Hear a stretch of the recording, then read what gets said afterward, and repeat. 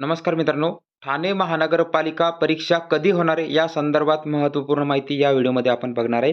आणि जे काही राहिलेले दिवस बाकी आहेत, या दिवसामध्ये कशाप्रकारे आपण अभ्यास केला पाहिजे, कशाप्रकारे नियोजन असलं पाहिजे, या बाबतीमध्ये संपूर्ण माहिती या ठिकाणी आपल्याला पाहिजे.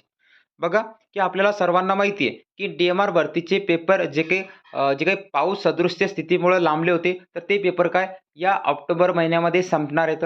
त्यानंतर नोव्हेंबर महिना उजाळला, की यामध्ये 3 ते 4 तारखेला एक आदिवासी विभागाचा राहिलेला पेपर आहे, तो पेपर संपेल आणि 5 तारखेपासून जो काही 14 तारीख आहे, या 14 तारखेपर्यंत टी-सी-एसचं वेळापत्रक रिक्त आहे. तर या दिवसामध्ये तुमची ठाणे महानगरपालिके परीक्षा होण्याची दाट शक्यता आहे.